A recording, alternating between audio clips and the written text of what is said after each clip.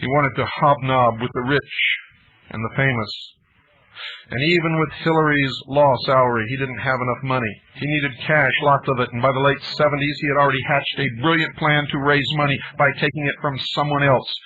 And he was helped by the elite to dirty his hands. Madison Guarantee was pillaged to finance Whitewater and Clinton's mafia and to further the aims of the destruction of the United States of America, along with all the other savings and loans in this country. On paper, the Clintons and their partners, the McDougals, said they would convert this raw forest land into a vacation retirement community with dozens of lots. They said it would be a thriving new community. They bought Whitewater with nothing down and then borrowed huge sums of money against it and funneled huge sums through it.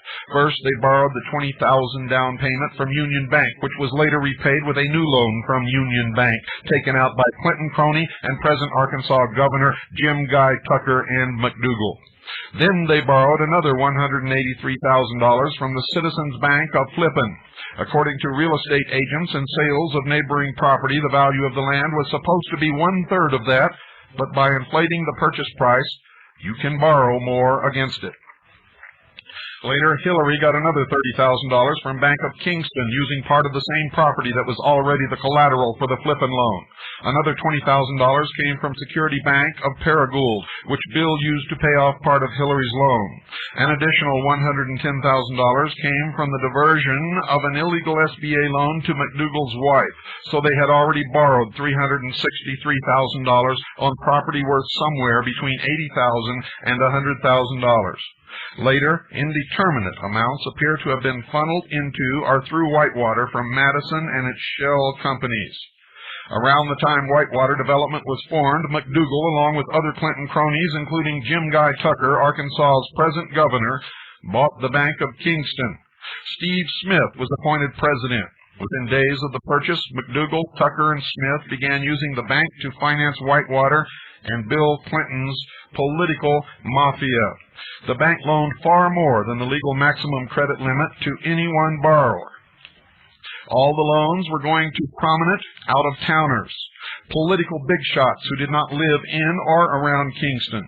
Huge loans were going to Clinton cronies, including executives at major corporations like Walmart and Tyson Foods. Both Walmart and Tyson were large Clinton campaign contributors and recipients of juicy political favors. Hillary was on their board of directors. The solvency of the bank was threatened.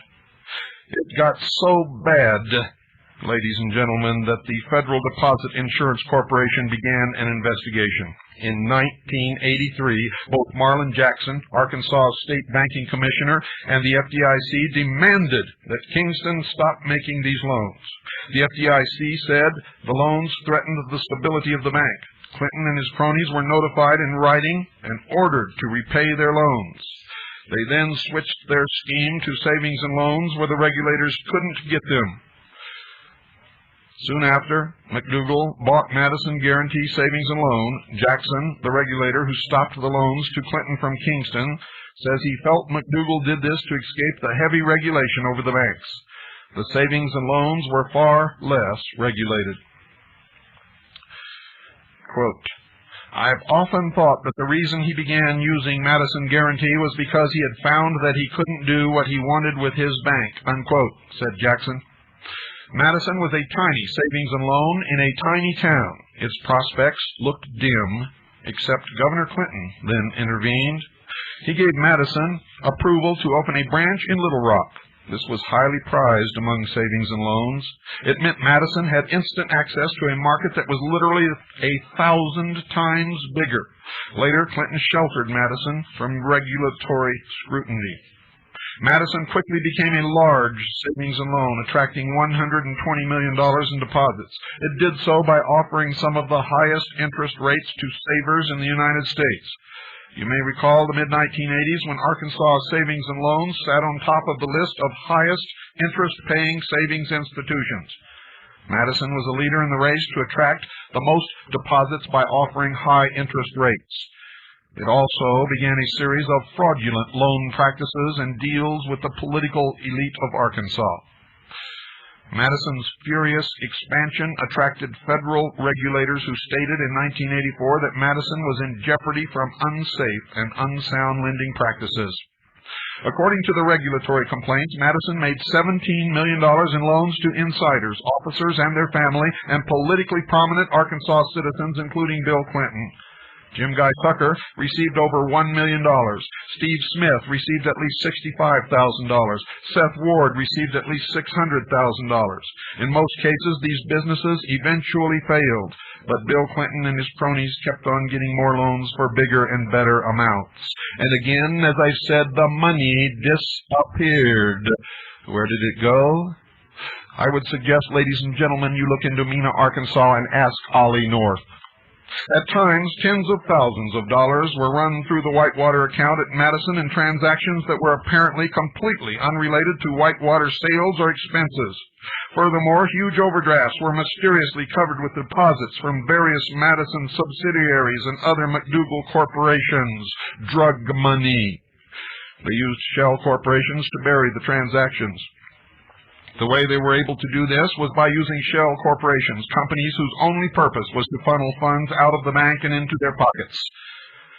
These shell corporations were part of the focus of the RTC's first criminal referral, which named Clinton in 1992. The document outlines dozens of questionable loan transactions involving several Arkansas banks and 12 corporations affiliated with or doing business with Madison.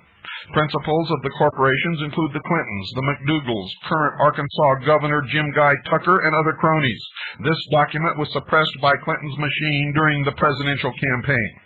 During the first half of 1985, Whitewater issued 10 checks for more than $70,000. Several were written to the Bank of Cherry Valley, where Clinton had a campaign account. Unable to obtain the bank records, the RTC could not determine if the checks were deposited in the account. 5 of the checks issued by Whitewater, totaling more than $60,000, were overdrafts that eventually were covered by funds from other alleged shell corporations or from Madison Financial Corporation, the S&L's wholly owned real estate subsidiary. One $30,000 check was issued on Whitewater's account to McDougal with the notation, quote, loan repayment, unquote, though the RTC found no records of any loan from McDougal. More money laundering. That check resulted in an overdraft that was covered by a deposit of $30,000 from Madison Financial Corporation. In April 1985, according to S&L documents, Madison Financial Corporation deposited $30,000 directly into Whitewater's account as a prepayment on a 1985 bonus to McDougal, Madison Financial Corporation's president. Some of the money that went through the alleged shell corporations to Whitewater came from bank loans. Those corporations were created legally, but appear to have no business purpose whatsoever. Clearly, they were established purely to funnel money out of the bank. More money laundering. At times, the purpose is blatant. Among the shell companies cited in the first referral were ventures named Tucker, Smith, McDougal. Smith, Tucker, McDougal, and a third named Smith McDougal. Could anything, dear listeners, be a more obvious sham than that? Smith, McDougal, and Tucker were 3 of Clinton's aides and underlings. They, with Clinton as the obvious silent partner, hatched various sham real estate deals to raise money for Clinton. For example, the Castle Grande trailer park to be near Little Rock was a grand scheme that ran up at least $2 million in loans, plus another $1 million for a sewer plant to service the development. Nothing was ever developed. It's now an empty tract of land. There were no improvements. The land is littered with mattresses and old refrigerators. The land, according to some sources, is worth about $70,000. Where did the other $3 million go to?